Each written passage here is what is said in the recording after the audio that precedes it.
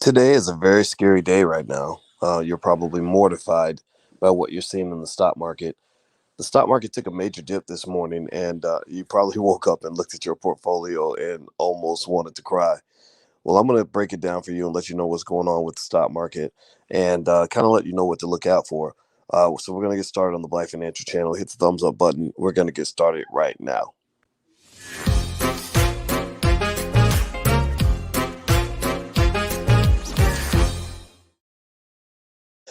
Hey, good morning, Black people. My name is Dr. Boyce Watkins. Welcome to the Black Financial Channel. This is theblackfinancialchannel.com. On the Black Financial Channel, we are obsessed with Black wealth and closing the wealth gap and generational wealth and all the things that matter when it comes to economics, particularly Black economics. And we also operate under the B1 philosophy. B1 means that we are Black first. Doesn't mean you have to be Black to be here, but it does mean that we put our community at the top of the priority list. Also, B1 means that we must be one in order to be successful. B1 also believes or means that we believe that our children will be number one when it comes to wealth building within the next 50 years. If you agree with this philosophy, put a hashtag B and the number one in the chat, hashtag B1. Put a hashtag B1 on your refrigerator. Let your kids know that you matter and that you want to put yourselves at the top of the priority list. All right, so do me a favor, hit the thumbs up button, share, subscribe, all that stuff. Good morning, Terry Cobb and Wendell and Ty Thomas and Britton Hayes and Nomo King and Jay Shelton. My name is Corey, DJ Ready With It. Chanel Simmons, Teresa Campbell. Good morning, good morning. Emmanuel says, "Bring that education, Uncle Boyce." Well, I'm about to bring it right now. So, how many of you? Give me a yes or no. Give me a yes or no. How many of you got up this morning and looked at your stocks and either wanted to punch the wall, or maybe you wanted to cry, or maybe you wanted to curl up in a little ball and just kind of wait for it to all go away? How many of you were feeling kind of? Give me a yes if you woke up kind of disturbed by what you saw in your stock portfolio. Give me a yes, and I imagine there's gonna be a lot of yeses coming through because today was a tough day. Ice Cube had that song. Today was a good day. Ice Cube. He's the homie. He's been on this platform many times. He had that song. Today was a good day. Which, by the way, I had to tell him. I said, that was one of my least favorite songs you ever did. Straight Out of Compton and Dope Man. Those were my favorite songs. But today was a good day. I get it though. And so today we had the opposite of the Ice Cube song. Today was not a good day. Today is a bad day. But then again, you can't, if you don't go through the rain, you can't appreciate the sunshine. And right now it's raining. It's raining pretty bad. Now, the big question right now you have to ask yourself is the stock market sick with a cold, or does it have pneumonia? Does it have HIV? Like, what's going on right now? Why are we having these flu-like symptoms right now with the stock market? The stock market has a lot of flu-like symptoms, and you don't know what you're seeing, right? And so because this could be a buying opportunity, right? This could be a chance to get in cheap and good with a lot of companies that are strong, solid American companies that you can buy on the cheap right now if you happen to have some extra cash laying around, things like that. Now, to give you the short answer to that question, in terms of do I believe that this is a buying opportunity, the answer is yes. And that's only because historically, corrections and crashes, if you buy more during corrections and crashes, that tends to boost your long-term earnings, right? Now, here are some factors though that are kind of happening right now with the market that you may want to be aware of, the things you want to think about as you're making your investment decisions, things like that. Hit the thumbs up button. I'm gonna switch my screen real quick. And by the way, we have workbooks and flashcards for your kids. If you want to take a look, you can go to financialworkbooks.com. The URL's on the screen. All right, so here are a few thoughts that I wanted to sort of lay out there. So today, the word for today would be FUD, F-U-D, like Elmer Fudd. FUD stands for fear, uncertainty, and doubt. And also, another word is consumer confidence. So right now, you have this thing called the Delta variant. And the Delta variant, you've probably heard it in the media, is basically a variation of the virus that apparently is infecting a lot of people. It's a lot more infectious. It's making people nervous. It's making people very nervous, and it's creating a lot of uncertainty about what's going to happen next. Right, so it's not like we know for sure something bad's going to happen. Think of it. Imagine if somebody pulls a gun on you, right? That's pretty scary, right? But it's not like they shot you. They didn't shoot you. And it's also not like they told you they were going to kill you. Sometimes if they go ahead and tell you what they're going to do, then that's a little bit better than you not knowing what they're going to do, right? Or sometimes, I remember that show. Remember that movie, Dead Presidents, when the guy pulled out the gun on Lorenz Tate and he said, "Just shoot me right now. Just shoot me right now." Well, basically, in that situation, I saw that as like, look, let's just get rid of the uncertainty, because the uncertainty of whether you're going to shoot me or not is what bothers me right now. So let me, either you're going to shoot me or you're not, right? Well, that's the way the market kind of operates now. We don't know how bad things are. We don't know how long this is going to last. We don't know what the Delta variant is going to look like in the fall. There's a lot of uncertainty, and that we wish we could resolve about this Delta variant. And the uncertainty centers around things like, will schools be closed or not? Because I'm gonna tell you like this: if they shut down schools and start shutting down daycares again, because kids carry germs like pigs on the farm. Like they carry germs like nobody's. My brother had two kids. He got two babies that are under the age of 2, and he stays with a cold, right? So we know that if they shut down schools, shut down daycares, that's going to murder your stocks, because that means people can't go to work, which is a complete disruption to the labor supply. There are also significant supply chain disruptions that have occurred.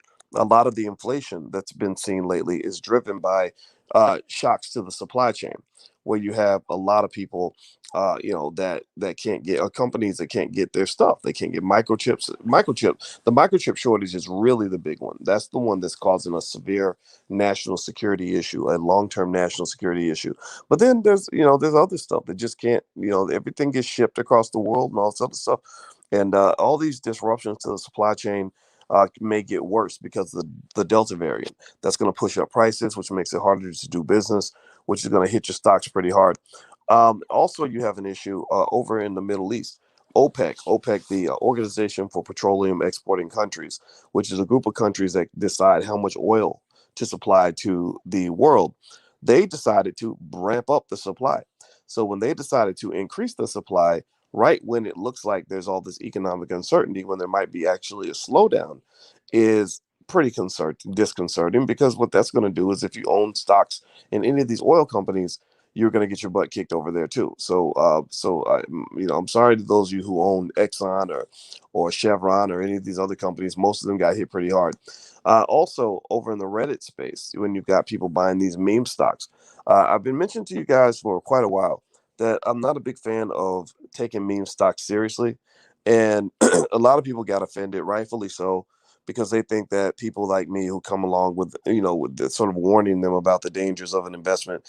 Yeah, of course we're just haters or whatever, right? You're a hater until everything that you mentioned actually comes true, and then suddenly people are like, oh, maybe I should have paid attention. Well, if you recall, we've been mentioning it for a long time here that if you play with meme stocks, you know, uh, just play with them. You don't take, you don't go, looking at a meme stock as a long term investment is like a man going to a strip club and coming home and saying, "Mom, I met my wife tonight. I met my wife. Her name is Peaches, and she could twerk at 120 miles an hour." Like that. That's not a wife. That's not somebody you should be marrying. So but if you want to go to the strip club, that's on you. And the reason I compare it to that is because when you talk about these meme stocks, there's nothing significant or serious about any of these meme stocks. Most of them, anyway. Not all of them, but most of them. When you talk about AMC, let me just tell y'all, just keeping it 100, AMC is a garbage company. Hey, all the research that I'm finding out about AMC says that company is complete trash. Literally, there was an analyst who said, I would not touch AMC because not only have they not made hardly any money in the last 3 years, but they're not projected to make money in the next 3 years. Why in the hell would you buy into a stock that has no has a terrible past and no prospects for the future? Right? That's just like, again, like dating and marriage and relationships. I tell people all the time, if you invest in a person, like just like a stock, if you invest in a person, you got to look at, okay, what is your track record? Because that's going to tell me about who you are. What are you doing right now? And then what are you going to be doing in the future? So imagine, your daughter or your son bringing home a child, bringing home somebody that they're going to marry who has a terrible past, done been locked up 18 times, killed a couple people, blew all their money. They're deep in debt and isn't doing anything right now except sitting at home, maybe in his drawers, smoking weed and playing Xbox, and has no prospects for the future. that person would not be a good investment for your child, male or female. So ultimately, AMC is a bad, bad, bad investment. The only thing AMC is good for is if you are good at predicting how stupid people are going to be at any given point in time.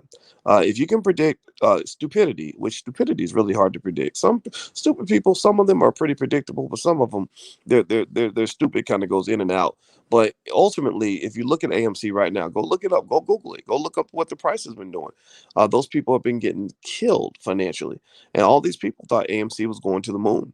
It ain't going to the moon. It's going back down to below $20 a share, and why is that? Well, because now things are getting real. Now the market is starting to get to the point where you're separating the men from the boys and the women from the girls. Now, the market is going to reward people that have resilience, that take the time to buy quality companies, that are consistent in their investing strategy. It's not going to reward this sort of fly by night, quick money culture that developed during the pandemic. Okay, the stock market is not a casino. Let's remember that. Now, do me a favor, hit the thumbs up button, share, subscribe button if you haven't done that yet. And also, I want to remind you guys on Wednesday, we do our book club and we're reading Dr. Claude Anderson's books. We're doing Black Labor, White Wealth right now. We're gonna do Powernomics. So if you'd like to join us, you can get free access to my life class. It's $1,000 value. You can actually join for free. Right now, I decided to make it free because I want as many people in there as possible to learn the things that we're covering. So feel free to go to blackkeystogreatness.com. That's blackkeystogreatness.com. I'm also going to invite in one of the individuals we've contracted with, a group of of expert hotel acquisition experts who are buying black owned hotels all around the United States or making them black owned. And so they're forming investment groups. And I wanted to invite one in to do a Q&A with the students to see if you'd like to join the investment groups. They've got access to a lot of deals that the public doesn't have access to, and you may want to get involved. But this is more for people that have a little bit of capital to invest, and that's what it is. Okay, so Monica Bless Silver says Michelle Martin. I know Michelle Martin. She's an awesome lady. Let's see. Is AAL a good long-term investment? American Airlines. Well, let me just say this. American Airlines is one of those companies that did get pumped up a little bit by the meme stock frenzy. American Airlines, I know, last time I checked, got a big hit this morning. A lot of the airlines got hit pretty hard. A lot of the cruise ships got hit pretty hard. So those might be good things to buy into, particularly if you're planning to hold long term. The big challenge that you may have is if this downturn is significant in the sense that it causes significant disruptions to the ability of the economy to fully reopen, then you could see further declines. A lot of people felt that stocks were already overvalued to begin with. They were hyperinflated. SPACs are probably the biggest financial tragedy out there because SPACs exist mainly because there were people who were basically out there while the getting was good. They said, okay, people are crazy. They'll spend anything to buy a stock. So we'll just put out these garbage companies and get people to give us their money. Well, now a lot of these SPACs are getting body slammed right now. So you got to be really careful with that. Let me see here. Um, let's see. Queen My Girl TV says, "What is your expert advice on getting more YouTube subscribers? I noticed you have 280,000, or are they purchased subscribers? Not trying to be funny, just a serious question." No, no, Queen, I did not purchase the subscribers. It's consistency. I've been doing videos every single day, 7 days a week, pretty much for about 10 years now. Maybe it's 8 years, 9 years. I don't know. The biggest mistake I made was that I had 5 YouTube channels in 2007, and they were growing pretty fast, but I just kind of stopped doing it, and I didn't pick it up again until 2013. And I wish I had been consistent with YouTube back, in 08, 09, because then I'd probably have a few million. But all my and I have multiple channels. So Your Black World has about 440,000, and the Black Financial Channel has about 150,000. So combined across the board with all the channels we're connected to, we probably have about 1 million subscribers. And the reason we put our energy into building YouTube and other platforms is because back when I used to go on CNN back in 2008 or so, I had some issues in terms of the fact that I was a little bit too black for them. I'm a little too black for comfort because I'm not Democrat or Republican, which right there is going to lead to alienation from both major parties, right? Republicans think I'm a Democrat, Democrats think I'm a Republican. So I don't really fit into anybody's box, nor do I care to. So when you do that, though, when you decide you want to be ruthlessly independent, you got to realize that that means you have to build your own stuff. So we built our own platforms. We worked extremely hard to connect to all the intelligent black people that are out there. And honestly, that's not really all black people. About 70, I wouldn't say 70, I say at least half of the black community isn't even paying attention to what I'm saying and don't care, don't want to hear it, whatever, right? But I'm not looking for that half. I'm looking for the half that gets what we're saying. So that's the model. That's the thought process. That's what it is. All right. So let's see here. Musa Noir says, do you think the consumer discretionary will be moving sideways for the rest of the quarter? I don't know exactly, but I will say that consumer confidence is taking a hit because of inflation and uncertainty around this Delta variant. When people are scared, money gets lost. Two ways money gets lost. One is when people are scared. Two is when people are fighting. So whenever there's war and fighting, stock prices drop, and whenever there's fear and uncertainty, prices drop. So it's just like, think about it like relationships. The reason I'm fascinated by talking about relationships is not just because relationships are the key to wealth. Real wealth builders understand that. Non-wealth builders don't get that, and they just wonder. They just think they're broke just because. But relationships are critical, and the thing about relationships is that relationships require a lot of trust and a lot of peace.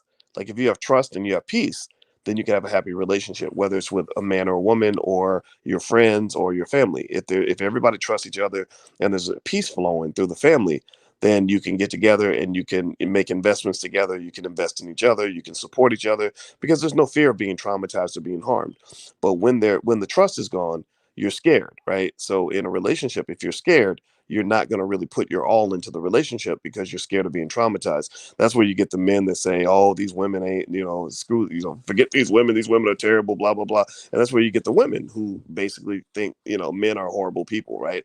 Or you have relatives that can't work together in a business because they don't trust each other. Well, I don't like my cousin because he might steal my money, right? Or if there's fighting, if there's a lot of fighting back and forth and bickering, money isn't being made. That's why when in mafia families, whenever there's a big fight, they always have a sit down and they say, let's stop fighting so that we can start making money again, right? So if you want to ever have prosperity, just know that trust, peace, and prosperity go hand in hand. They're like siblings with one another. So if you ever want to have an environment where everybody can prosper, create an environment of trust and an environment of peace where we're supporting each other, we love each other, we trust each other, and then you'll find things will start to flourish. I guarantee it. All right, so Gabrielle, hey Doc, what do you think about BlackBerry? BlackBerry was a meme stock. I haven't looked at BlackBerry in a while, so I can't give you a definitive opinion on it. But one thing that my students do in the Black Stock Market program is they send me questions like that, and I look them up and I answer the question in class. We meet for class every Tuesday at 11 a.m. Eastern, so we're going to be together tomorrow. And you can send me questions in advance. I answer every single question that every single student sends. So, and the first month is free. So, if you'd like to join the Black Stock Market Program, you can go to theblackstockmarketprogram.com and join us in class. Leave me your questions. I tell you all my stock picks, and there's 5 years of curricula and all kinds of stuff in there that'll help you in your journey. So feel free to take a look at the class. It's the best class out there. I've never seen a class better than this because I know what I taught at Syracuse University. This gives us a lot more flexibility when we operate online. Let's see here. Do you still practice susu? I don't. I'm not into susu. But I did do a video on susus, which I think are fine as a good savings vehicle. Not so much for investing, but they are good for savings. All right. So anyway, guys, let me see. I'm gonna make sure I mention every quick point here. Hit the thumbs up button. Please hit the thumbs up, share, subscribe button if you haven't done it yet. The final point I'll make on this is that I believe there's going to be a lot of transition over to FANG stocks. Facebook, Amazon, Alphabet, Netflix, and Google. I think stay-at-home stocks might get a boost because there's this concern about the Delta variant. I don't believe that the country wants another lockdown. I think that there's going to be a lot of resistance. Even though the Delta variant's contagious, there are a lot of people who feel that even though a lot of people can get it, a lot of people aren't dying from it. And that's the thing. And I'm in the same camp. If you can't show me a ton of hospitalizations and deaths, I'm just going to see it as just another thing. I'm sure there's 1,000 viruses out here that people get.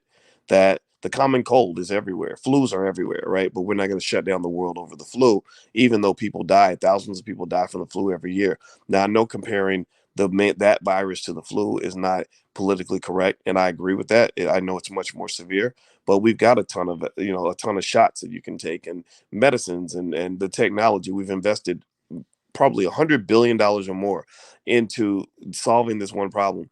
As Rowan says, now there's a lambda variant. They're gonna use the whole alphabet by the time that they're done. Rowing, I just really believe that by the time they're done, they're gonna have about 20 different variants because everyone's obsessed with this particular virus. Here's where I get off the bus, and I'm not telling you to agree with me. I'm just gonna tell you where I get off the bus. Here's what I look for when I read stories about these variants. My question is, how many people died? Did you die though? Tell me how many people don't. Don't tell me how many cases there are. I don't. That's not cases is not the same as hospitalization, which is not the same as death. Show me out of for every 1,000 people who get it, how many of those people died.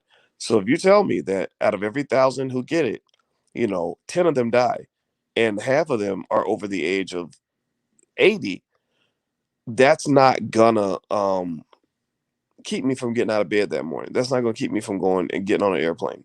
That's not going to keep me from handling my business, right? The only factor at that point you have to sort of pay attention to is fear, and is there enough fear in other people that they're not going to get up and handle their business, right? Because fear is a huge, ever-present factor in financial markets, and because the market has been so powerful, so overconfident, so much money's being made. It's been so easy to make so much money, then a lot of people don't know what fear looks like. And when you put them in a real situation like this, where they really watch their portfolio drop 20%, and they're not feeling as rich and as confident as they were before, how are they going to respond? Because I'm telling you, money gives you confidence. Money makes you feel like you can do no wrong. Money makes you think everything's going to be great. But then you take that money away, what happens then? And in a way, remember, I told you guys that one of my areas of expertise in my PhD was financial psychology. And one thing about money is that the way money affects the brain is money affects the brain like cocaine. So cocaine, if you read up on it, it causes people to have extreme confidence, and all the endorphins are rushing, so they feel good and they feel strong and things are great. So when the high wears off, what happens? They start to feel depressed. They start to feel like they can't operate without their drug, etc., insecure, all these things, right? So that's kind of what money does. So now you're starting to see psychological effects from people that were maybe 6 months ago they were screaming, AMC to the moon, but now they're kind of sitting back like, damn, like I need to count my chips because I might not be able to pay my rent, right? So that's kind of what I'm paying attention to is sentiment. How is I know how I feel about this, but how does the rest of the world feel about this? That's going to be a huge factor in all of this. All right, let me see here. Do you have any? Hit the thumbs up button. If everybody could please hit the thumbs up button, I'd appreciate it. Should I sell my AMC?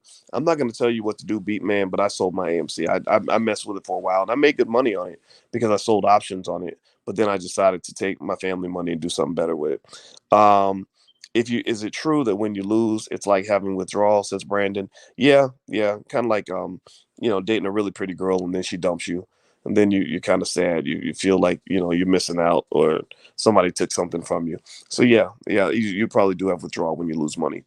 They're trying to force people back to work. Yeah, Philip, I don't doubt that. I mean, they need people to go to work, right, for the economy to operate.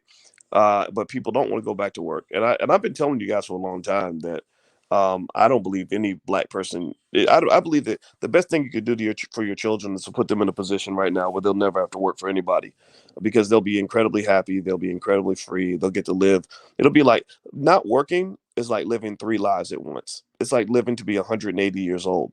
Because if you think about it, if you spend 40 hours a week at your job and 5 days a week, 40 hours a week, 50 weeks a year, 2,000 hours a year, that's 20,000 hours every decade, or about 80,000 hours over a 40-year career. So if you don't have to go to work, you're kind of getting a big chunk of that 80,000 hours back. 80,000 hours, you can do a lot with 80,000 hours.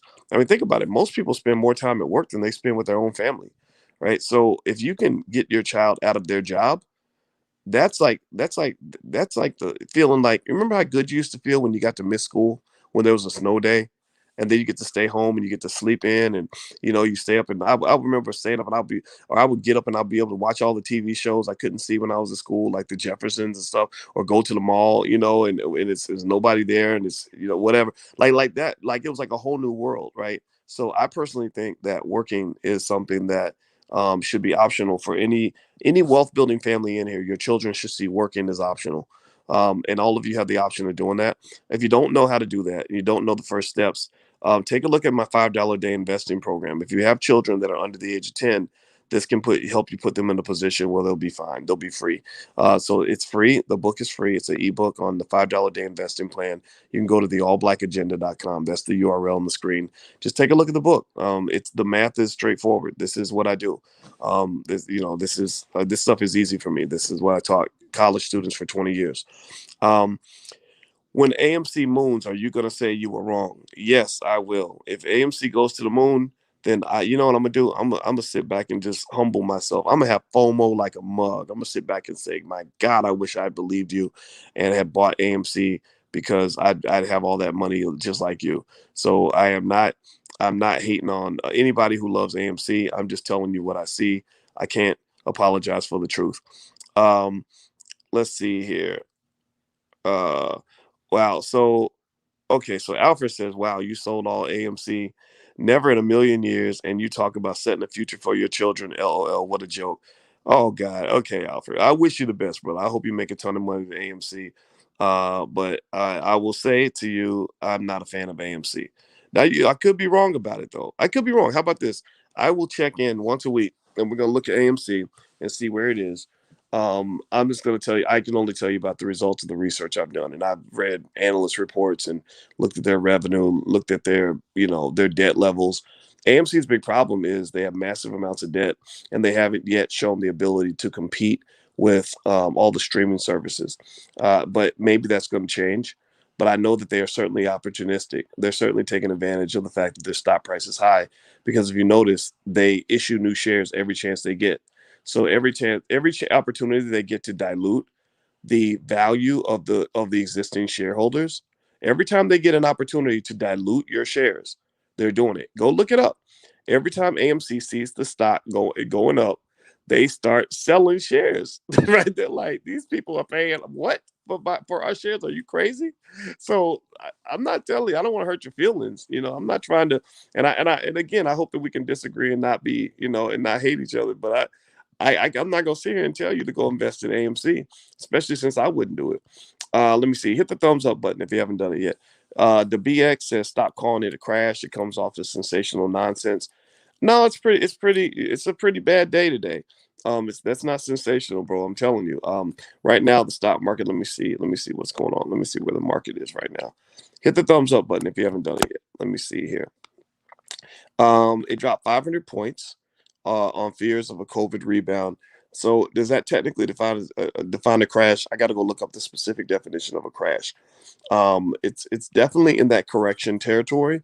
500 points is a big deal. 500 points is a very big deal, and so no, it's not. This isn't just a typical day in the market. So, yeah, it might sound sensationalist, but again, I can't apologize for the truth. Let me see here. What do you think about the hedges that are shorting AMC? I don't really care about those companies, to be honest with you. I never understood why so many people are so offended by the existence of hedge funds. I just don't. I mean, think about this.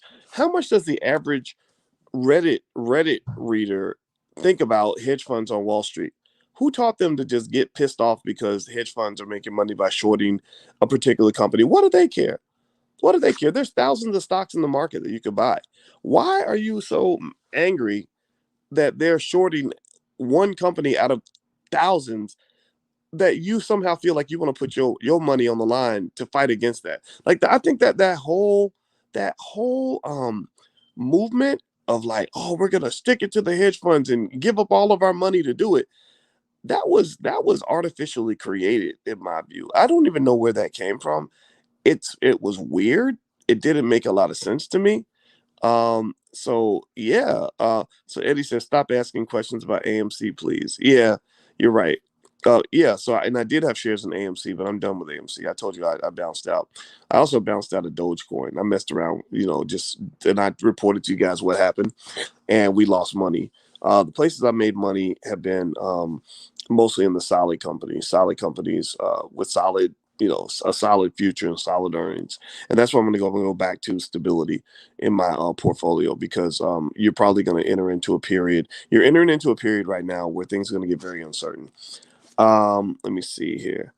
Okay, investing 1.4 million in dividend stocks can yield a monthly income generating $6,000 a month. A great legacy gift for your kid. Yeah, it can. It can. Yeah, and people do that.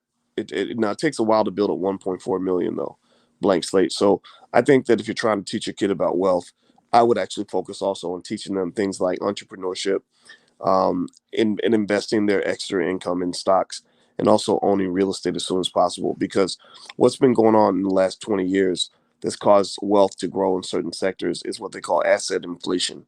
Asset inflation is when there's such an increase in the money supply that it ends up pumping up the value of certain assets. And so if you don't own assets, then you're going to see your wealth kind of struggle, because everyone else is getting that little boost. They're getting that those financial steroids. Like a stockholder and a person that owns real estate in the last 15 years got rich just by owning the real estate, just by holding the stocks, because the asset values were inflated. They were pushed up by the increase in the money supply.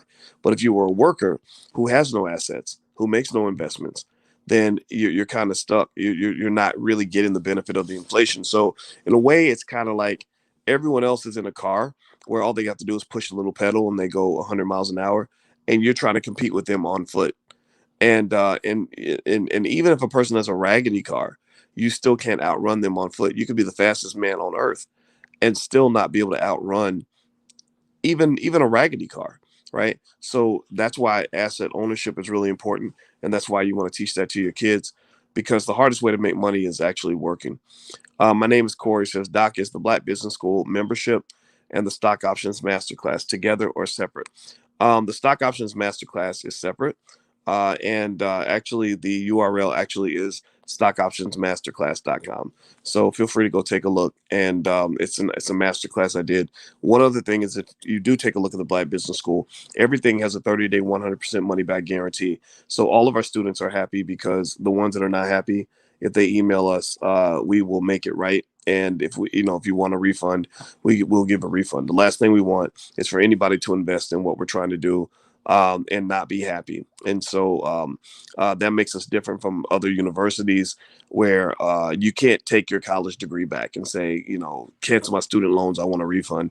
They wouldn't do that, right? Because I don't think they have the confidence in what they gave you. They kind of understand that many people feel resentful over the fact that they took on all that debt to go to school, whereas we don't put you in debt. But even then, as we're trying to build a Black-owned university, I mean, we have the audacity to believe that if white people can own universities, Black people can too.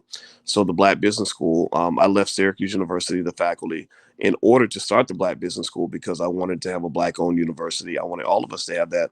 So as a result, we partnered with a lot of millionaires, billionaires, real estate moguls, everybody across the board, from Dr. Claude Anderson to Julian Gordon, to our hotel mastermind experts, numerous attorneys, numerous entrepreneurs, stock market investors, etc. It's not just me; it's a whole team of dozens of people, and we are giving Black people a really high quality education at at a very affordable cost. 95% of the students in the Black Business School have paid less than $500, but yet they've learned more from us than they ever learned in college. And some people are in there for free. Some people are in premium programs, which have a higher price point. Like the hotel investing mastermind that we're doing right now has a higher price point because the experts were expensive to hire, and the deals are multi-million-dollar deals. So it's really only designed for people that have some extra cash they want to invest as part of these investment groups. But we also have things that are on a different scale, right? So there's different levels to it, and I love talking about the Black Business School. So in fact, the more people talk about it, the more I get to talk about it, right? So I'm not really concerned, when I see people that say, oh, this must be a bad, this must be a scam. I get that, right? There's not a lot of trust in Black businesses. A lot of people think that, any Black business that's successful, or they must be doing something illegal or bad. And and that's kind of sad because, a lot of white universities operate and they don't sort of get the same traction. But I encourage it. Like, I encourage you to investigate and to ask me any question you want, and I will answer that question, because we have a mission. We're fulfilling it. We're doing it independent. We don't take any corporate money, and we take no government money.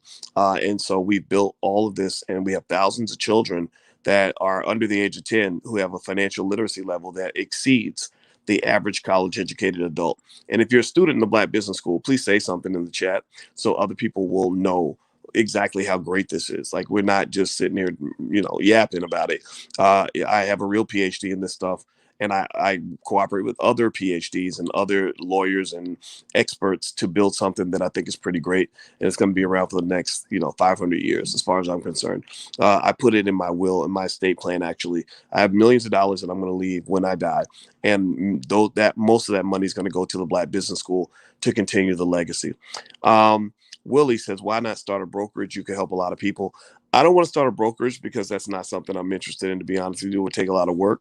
And also, I'm not real interested in being in the business of managing other people's money, because one of the things that can happen is if you're managing money for a lot of people, particularly in our community where the trust isn't that high, if one thing goes wrong, everybody wants to call you a crook. Everybody's going to say, I put my $400 into the fund and I didn't get my money and you're a thief. And, and I don't have time for that stuff. I think that's immature. I think it's crazy.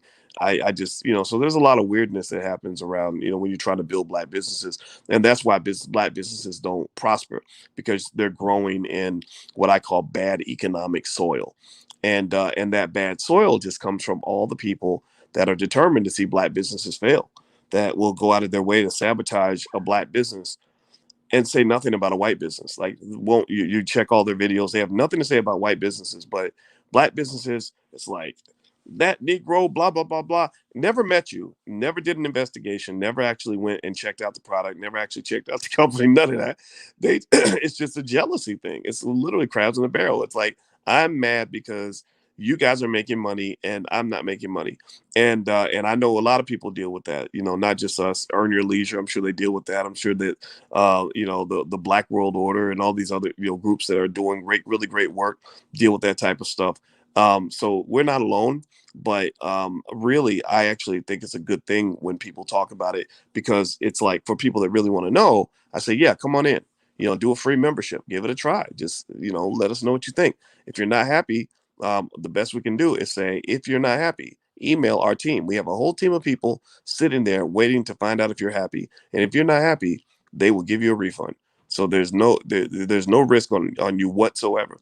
So feel free to take a look. Feel free to take a look.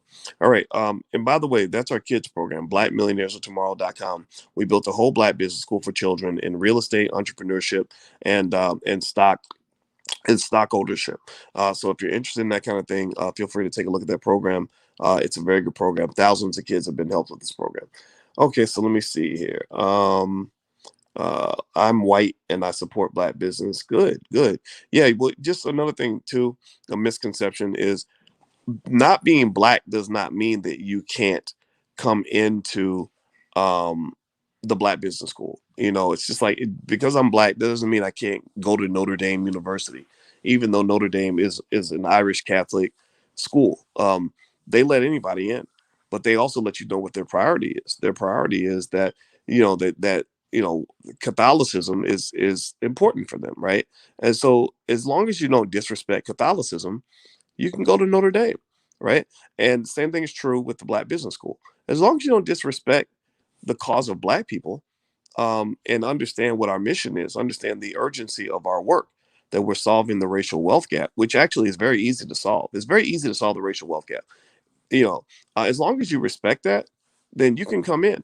I actually have one of my daughters married a guy who wasn't Black. He's a white guy, and people were like, "Oh my God, doesn't that infuriate you that she married a guy who's white?" And or people on the internet that know you, they use that as a gotcha moment. Well, Boyce talks all this pro-Black stuff, and his daughter married a white man.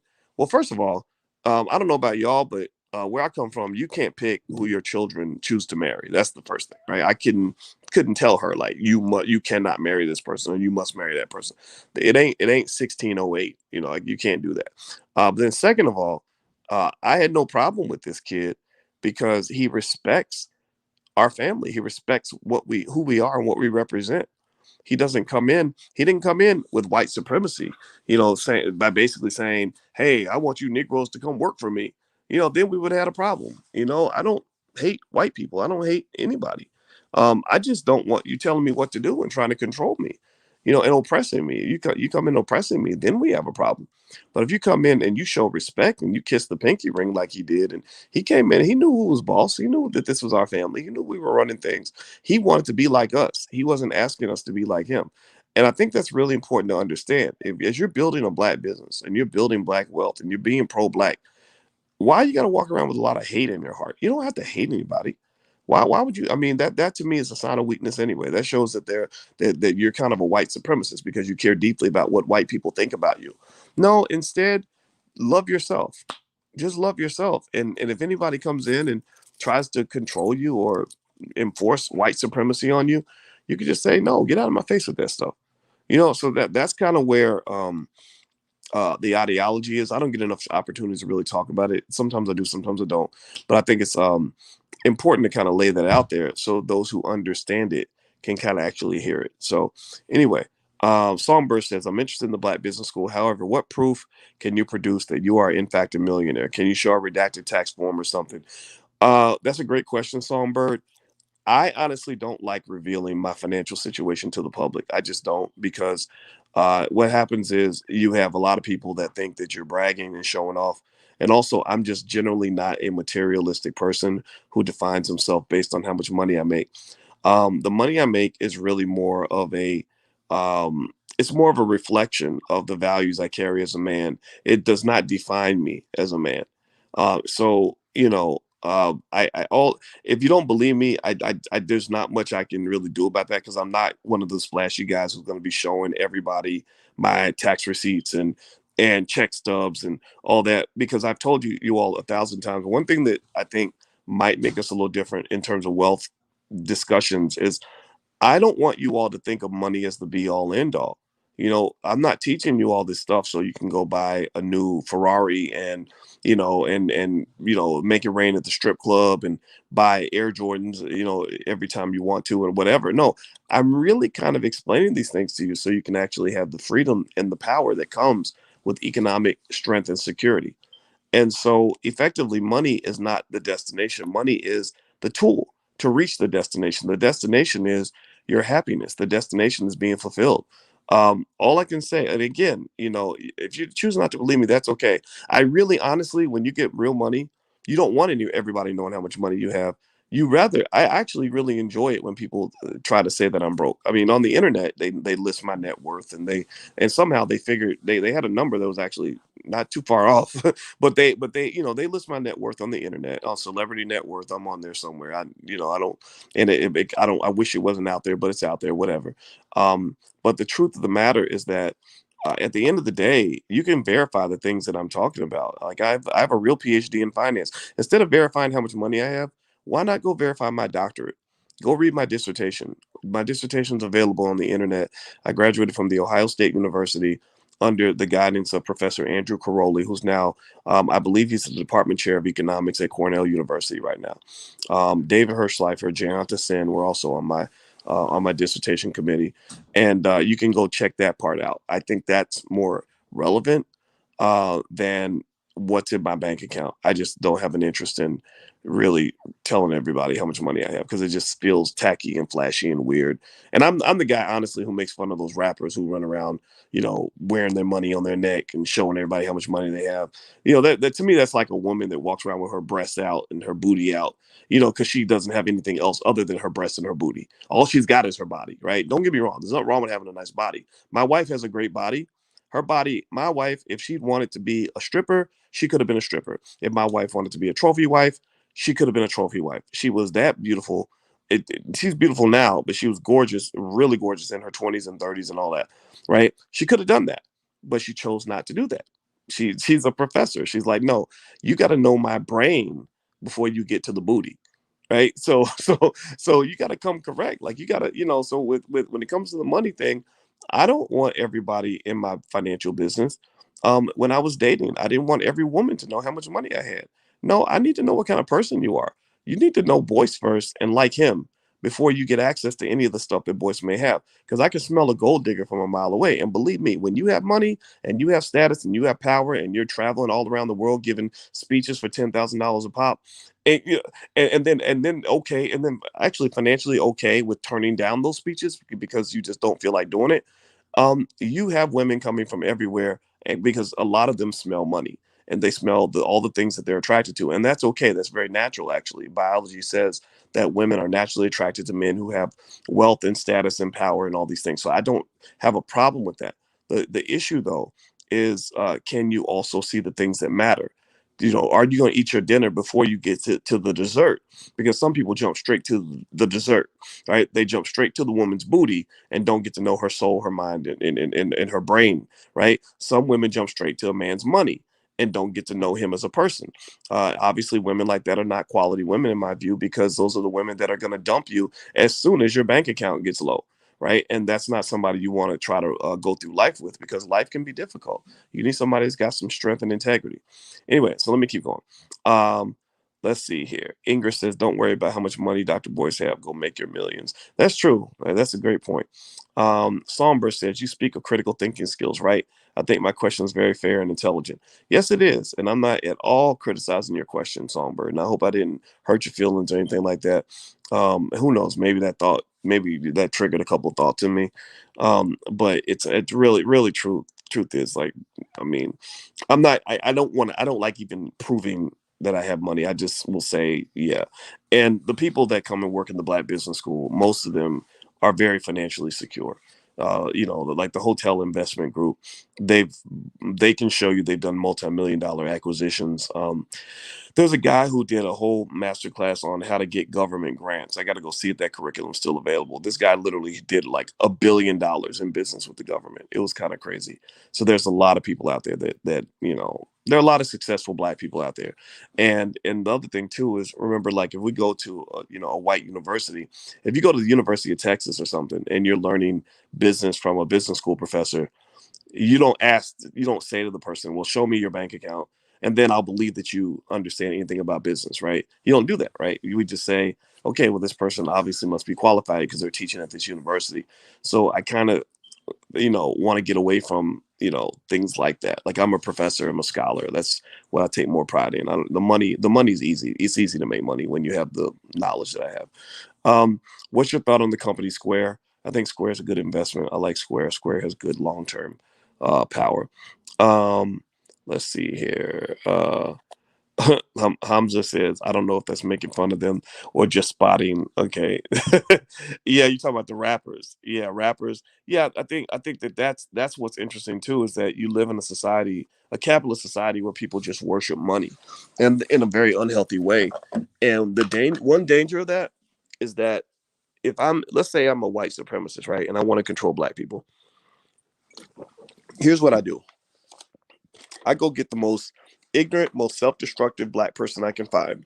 I'm talking about somebody who, hates his mama and don't take care of his kids and stays high and drunk every day, and kills Black people for a living, and does everything negative that a Black person can do. Hates Black women, whatever, right? I would find that guy, and you know what I would do? If I want Black people to start emulating his behavior, all I would do is give him a lot of money. I would give him money and fame. And that's it. If you give him money and fame, then other people will think that he's a good guy. People will think that he's a successful guy. They'll be giving him NAACP Image Awards and BET Awards because because I put him on TV and gave him a bunch of money. Because a lot of people cannot see past the money. The shine of the money blinds you to all the things that matter when it comes to having a successful life and being a quality, decent, happy human being, healthy human being, right? So I teach you guys about the money, so that you can get enough money where you can learn how to look past the money. right? It's like teaching a baby how to use the bathroom, right? When you potty train a baby, right? You're not training the baby. You're not potty training the baby to use the bathroom because the bathroom should be the thing that they're most obsessed with, right? You wouldn't want your child to grow up and spend the whole day talking about using the bathroom. Like, I just thought I got up today. I can't wait till I pee again. I pottied this morning. It was the best potty I ever had. I can't wait. I heard that so and so has 10 potties in his house. I want to go to his house so I can just sit and poop all day, right? That would be weird. That would be a mental illness. You don't want your child to grow up like that, right? But potty training your child is very important, right? Well, why is it important? Well, because if you can't handle your business at the potty, then you can't get to these things that are actually important in your day, right? So you imagine an adult who was never potty trained. Well, that adult can't do anything. He can't go to work. He can't live a normal life. He can't have a relationship, right? I mean, my God, ladies, can you imagine dating a man who isn't potty trained, right? Or fellas, like if you had a girlfriend who said, "Well, my mommy never taught me to use the potty, so I'm gonna pee on myself all day," like that's not a very attractive person. But the reason that you put your energy into potty training your child, and the reason you must do it, is because being potty trained is necessary for you to get to the things that actually matter in your life. So, money is kind of the same way. Some people, because they didn't grow up with a lot of money, they get stuck on the money. It's the money, money over everything, money over this, money over that. I need money, money, money, money, money. I do anything for the money, money, money, money. Right? And the reason that they think that way is to some extent their growth, their intellectual and spiritual growth was stunted by financial deprivation. See, financial deprivation can cause you to be obsessed with the thing that you were deprived of. And so, even when you get enough money, even when you've made a ton of money, you're still a slave to the money.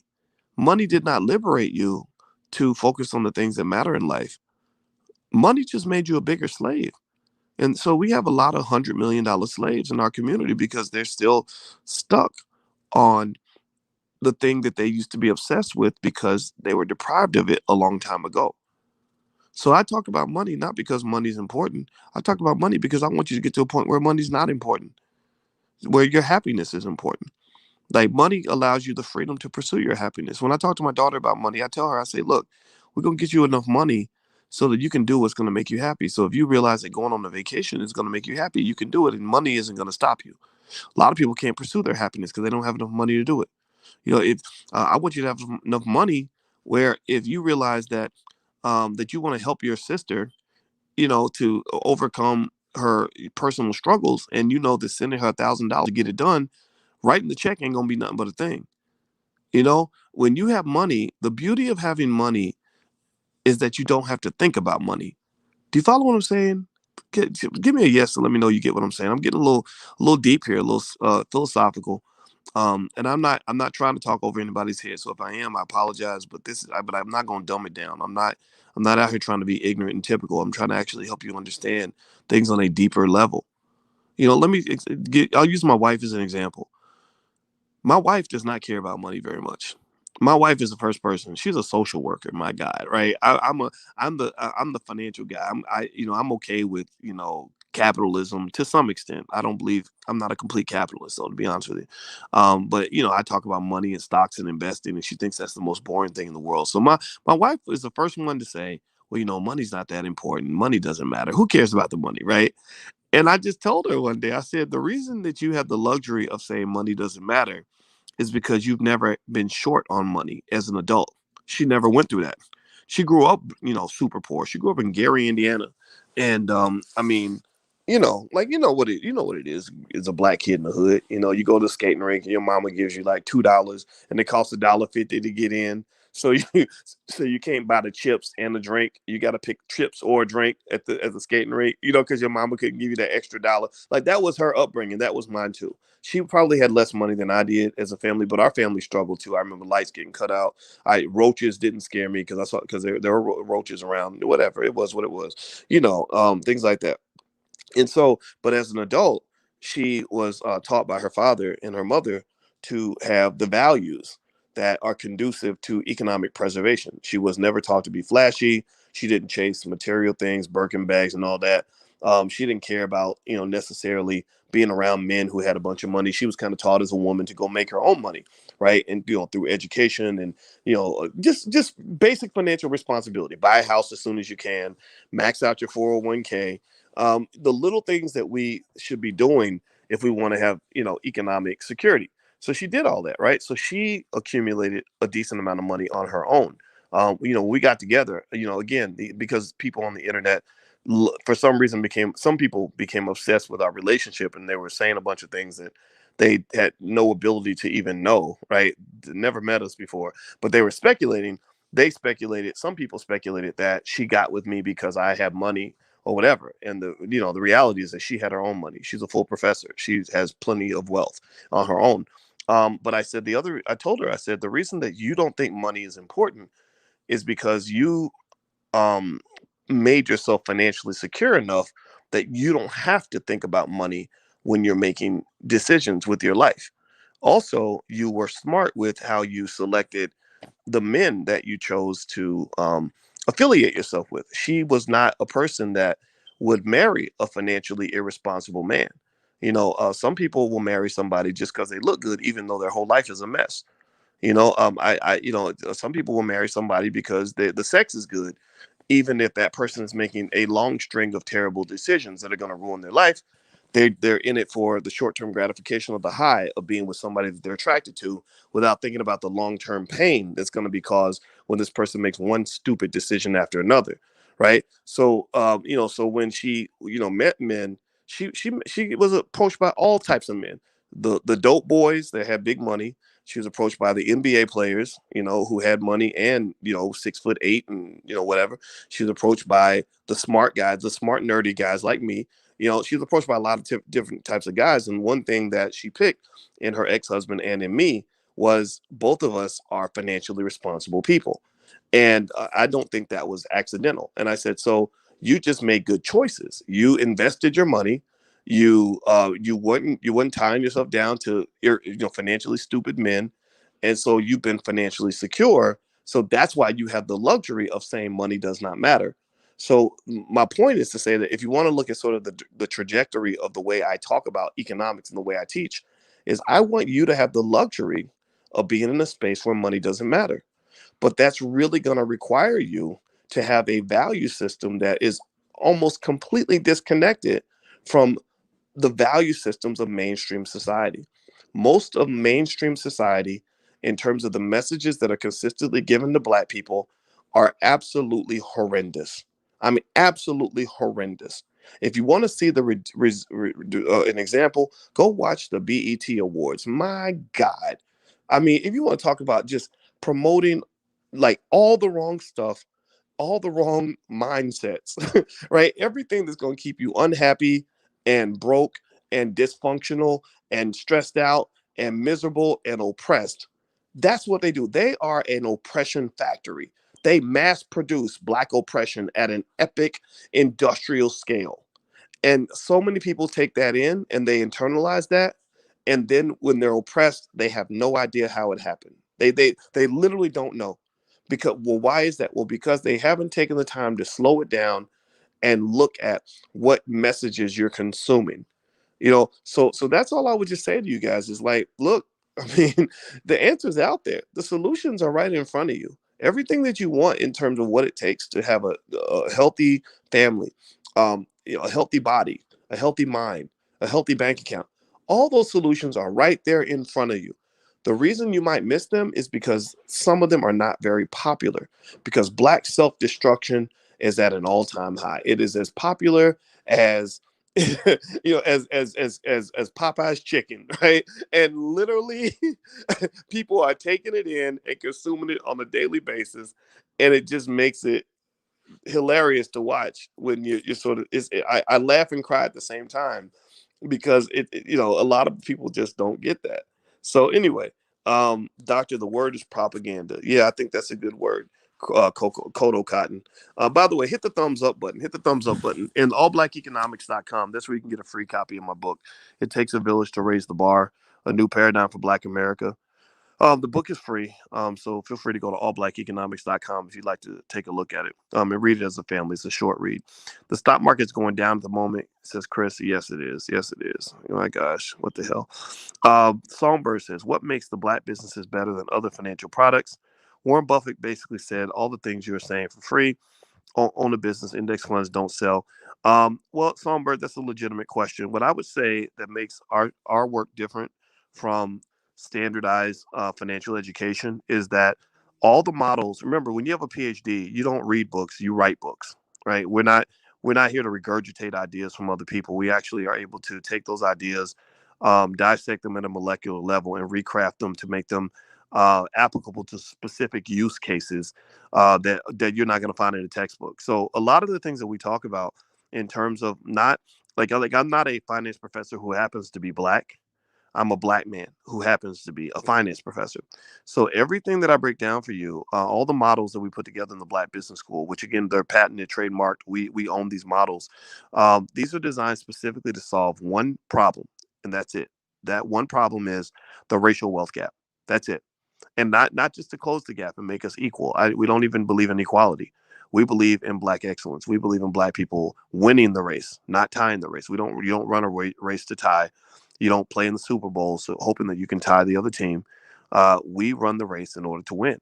So we want our children to win. And so as a result of that, we have different models that we put together that you'll never hear Warren Buffett state any of these models. But these are models. For example, one of the models we use for children is the Poise model. The Poise model stands for producer, owner, investor, saver, entrepreneur, and it's based on tapping into the child's subconscious mind through repetition. Remember, my wife is a full professor of social work and an expert on the subconscious mind. So she says that the subconscious mind is impacted by three things: trauma, which we black people have plenty of trauma, repetition, and also symbolism. So with children, our children's program, for example, we put you in a position where you can actually take control of your child's subconscious mind before media does, before the educational system does, before white supremacy does, through primarily through two things: not trauma. We don't want to traumatize anybody, but through repetition and symbolism. So in the Black Millionaires of Tomorrow program, when your kids learn the Poise model, producer, owner, investor, saver, entrepreneur, that allows repetition. You can have them repeat those words repeatedly over and over and over again, and that'll sink into the subconscious mind. The KID model stands for knowledge, investment, discipline. I explain exactly precisely how to turn your black child into a millionaire. These things, and then the symbolism comes in where at the end of the program, after your child completes all the self-study exams, they become eligible for a baby bachelor degree. And the baby bachelor's degree allows them to walk away saying, I have a degree from the Black Business School, and I learned from a college professor when I was 7 years old. That right there is going to substantially increase the odds that your child is a millionaire, and definitely almost virtually guarantee that your child is not going to be like other people's children. Most black children that grow into black adults, many of our people struggle financially. They're stressed out. They hate their jobs. They're worried about where the next dollar is coming from. They don't have any assets. They don't know what to do next. They feel deprived because the school system didn't teach them certain things. Well, we actually teach our folks that you are the school system. You have to be the school system. You have to get off the grid, because if you don't, then your children are going to be lost, right? So it doesn't mean you don't send your kids to school. Our kids go to school. All of our kids, go to school just like your kids do.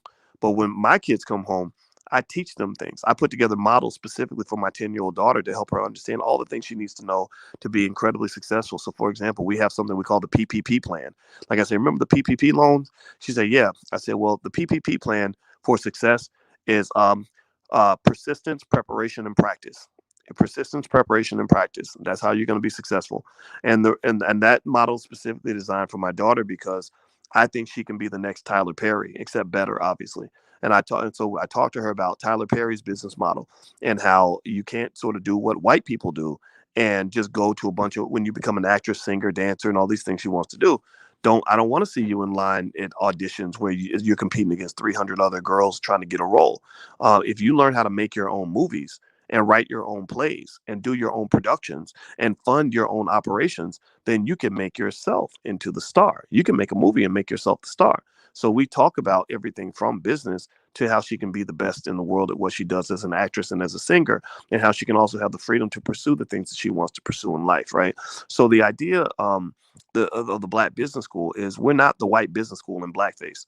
Unfortunately, a lot of HBCUs don't really craft their models, their economic models, specifically for the building of Black wealth. They don't operate on the powernomics philosophy. Why is that? Well, because HBCUs were not, they're wonderful places. They're a lot of fun. Like, we want to go hang out with a lot of other Black people and meet girls and go to step shows and all that. They're good for that. Also, they're really good at training Black people on the things that white people are trained on. So they produce the best dentists, doctors, lawyers, all that.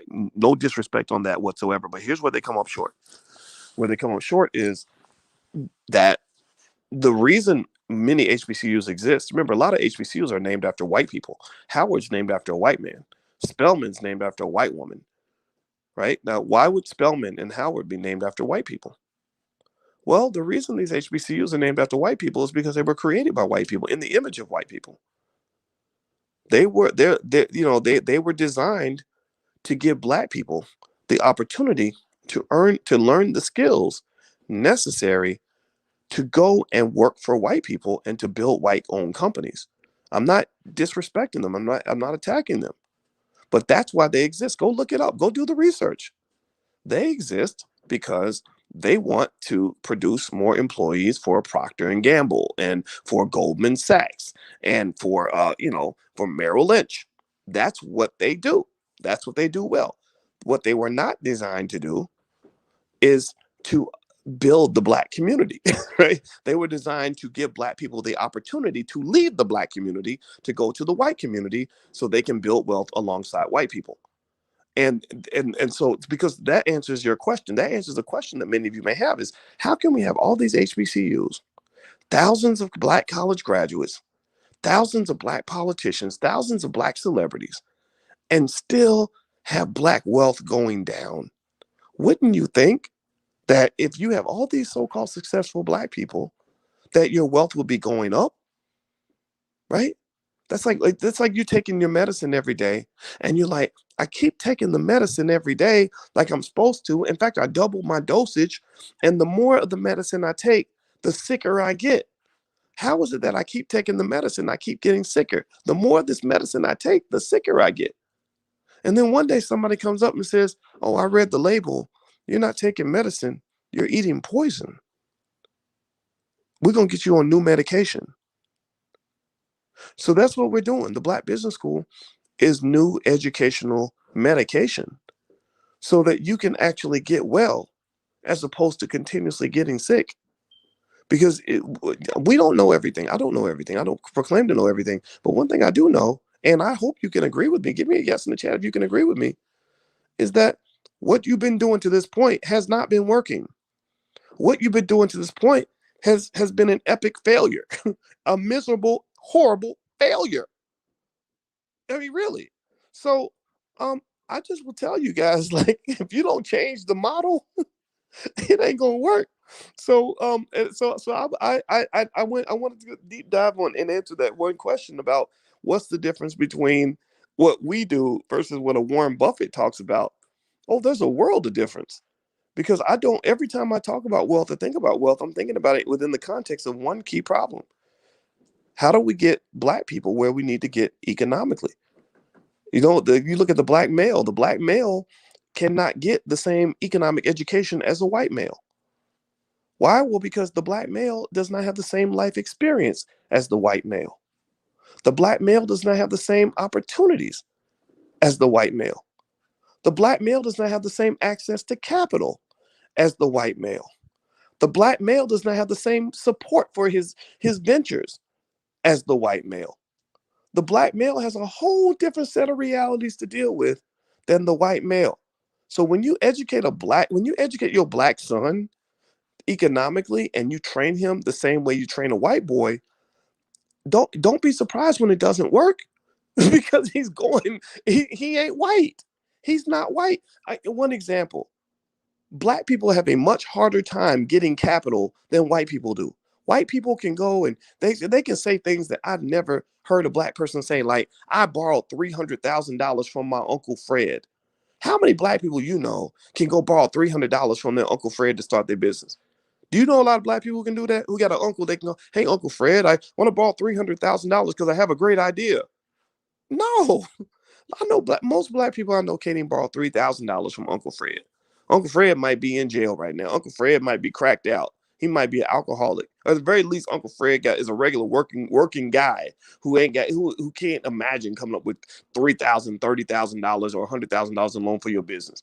Right? I'm not stereotyping the experience of the black male, but all of us got an Uncle Fred. In fact, I literally have an Uncle Freddie who who who didn't even have a place to live. Right? We were scooping Uncle Freddie up off the damn sidewalk. Like Uncle Freddie had a drinking problem his whole entire life. So I couldn't borrow nothing from my Uncle Fred. Uncle Fred was trying to borrow money from me. So the black male experience is different. The black male experience means that you can get all the degrees, all the credentials, have a master's degree, just like the white boy, and you won't get that same damn job. Or if you get the job, you will be let go first. You won't get those same opportunities in corporate America that he's going to get. The world is slanted against the black male. So what does that mean? That means that the black male's pathway to success when you're training your son, it has to be different from the way you would train him if he was white. You can't just have him sort of do the same things that a white guy would do, because he's going to do those things and it's not going to work. And then he's going to be sad. And then somebody will come along and say, well, oh, you poor baby, that's racism. And that's why you're destined to fail because you're black. Being black does not mean that you're destined to fail. I believe being black means you're destined to be great. But you got to tap in. You got to double down on who you are and let go of trying to be who you are not. See, I didn't find my real success. Don't get me wrong. I had a little bit of white boy success. When I was in college, I was the #1 finance student on the entire University of Kentucky campus. Not making this up. I won the Wall Street Journal Outstanding Graduating Senior Award. I was the #1 black student on campus. They would every year, I saw a list where they published all the GPAs of every black student on campus. Every semester, I didn't just have the highest GPA, I had the highest GPA by a long shot. The #2 person was way behind me, wasn't even in the same time zone. Went and got my master's degrees. I was teaching college students at the age of 23. When I got my PhD, I was the only black person on the planet to get a PhD in finance during the year 2002. These are all facts. This is all true. I was on my way to having a very healthy career as a black scholar at white universities. Right? I was a superstar in my field.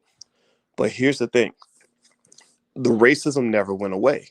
Racism and the unfairness that you experience in the workplace, the imbalance that we all experience, the frustrations we experience, this idea that you're going to work and you're doing the best you can, but yet you're still kind of being punished and disrespected.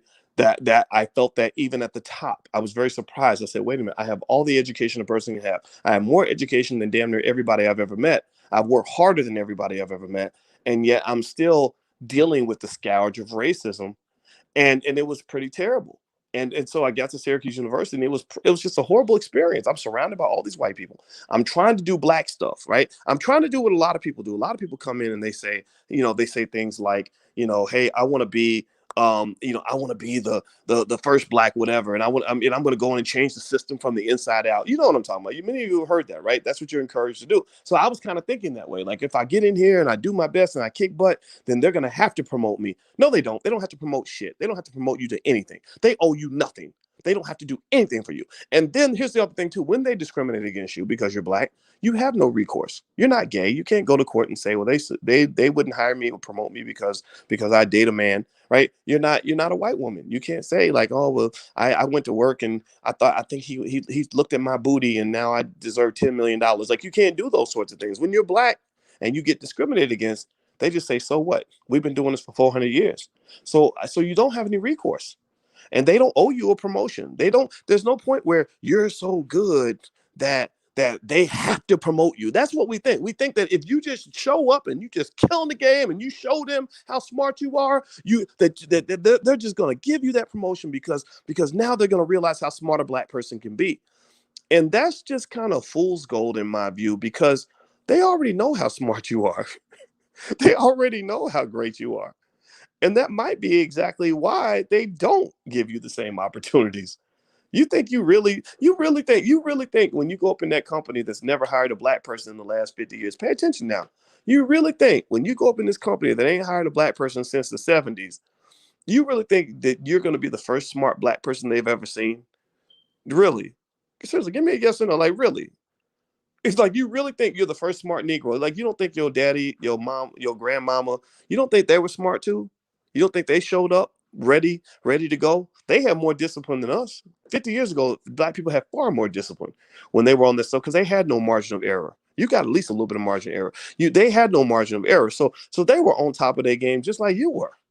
So this whole idea that somehow, because you're gonna finally be the first qualified black person they ever saw, that they're gonna give you all these promotions.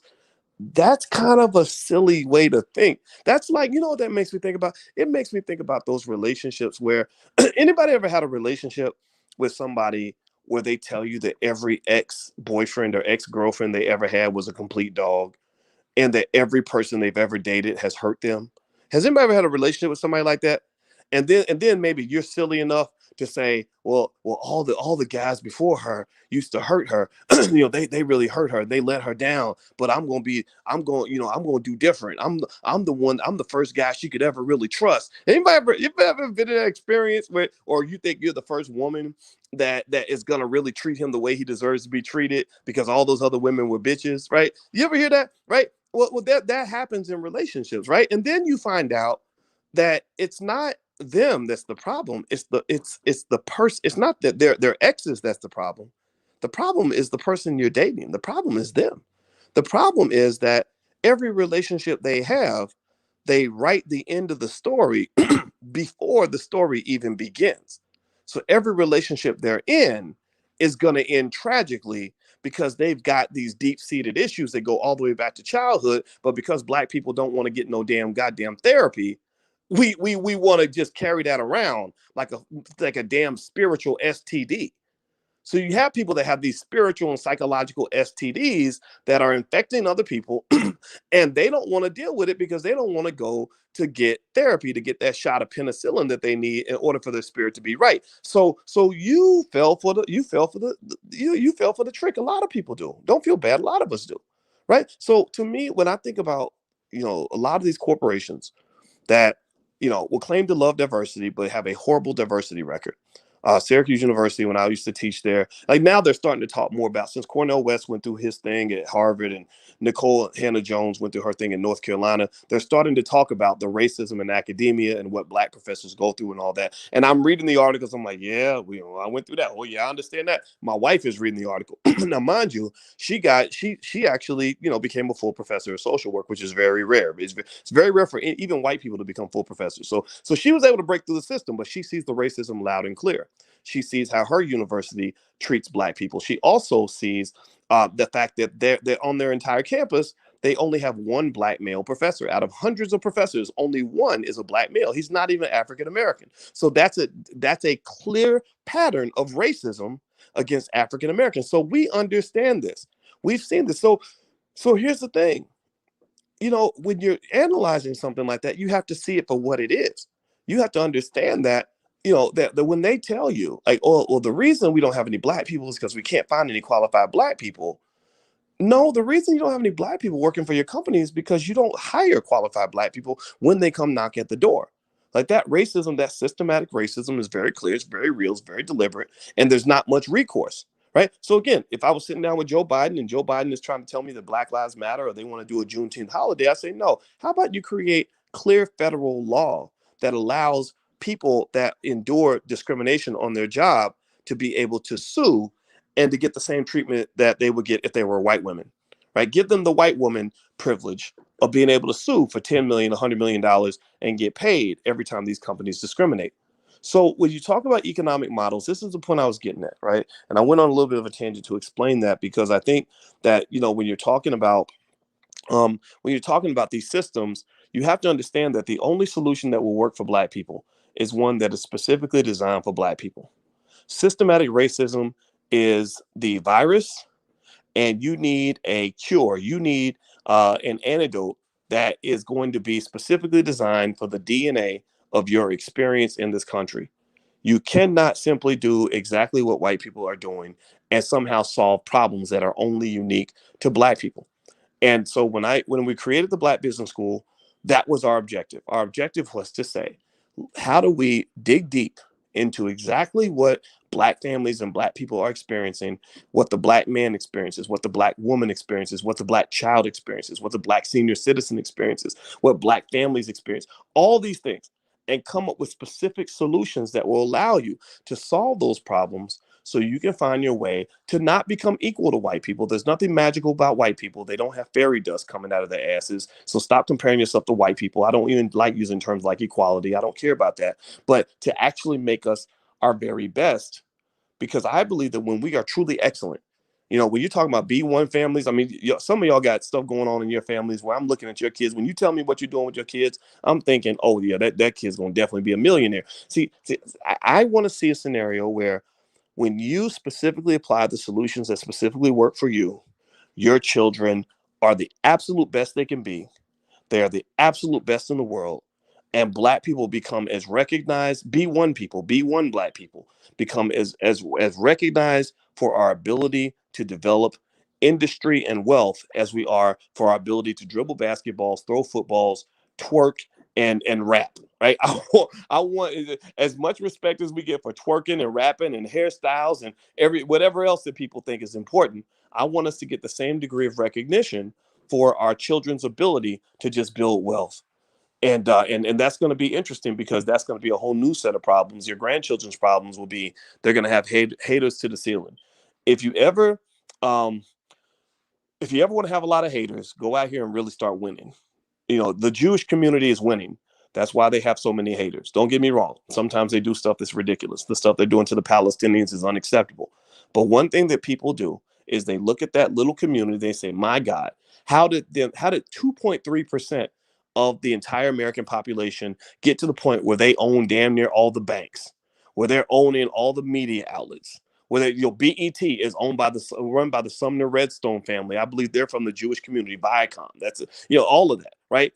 How did they get a bunch of the Supreme Court justices? How did they control Harvard University to the point where Cornel West, one of the alleged greatest Black scholars in history, gets booted out because he took the side of the Palestinians? You can't tell me that wasn't some Israeli stuff going on up in that school. How did they get that power? Well, there's a process to that. There's a strategy to that. And some of y'all get it. And you're the people that matter the most, because you're the ones that are going to form the core of what we're going to be able to accomplish over the next 100 years. And by the time this all comes to fruition, all of us will be dead. And a lot of your children will be dead. But I'm telling you, your grandchildren are going to rock it. They're going to rock it. So keep going. Keep believing in yourself. Don't give up. Because we're gonna win. We ain't built to lose. I don't lose. I don't lose. That's just what it is. I don't lose, so you don't lose. None of us lose. We will not lose. So hit the thumbs up button, hit the share, subscribe button. I'm gonna go. And also, as a reminder, don't forget that Wednesday we do our book club. We're reading Black Labor, White Wealth with Dr. Claude Anderson. If you'd like to join us, you can actually sign up at blackkeystogreatness.com. It's totally free. You also get access to my life class and everything else. So feel free to go to blackkeystogreatness.com. Please have a great day, guys. And I hope your stocks do really well. I'm about to go check the market and make some moves with my own portfolio. I'll probably go buy a bunch of stuff, since everything's cheap. When it's cheap, that's an opportunity to buy. So go buy some stock and make yourself rich. So take care. God bless you. Have a great day. I'll talk to you soon. Peace.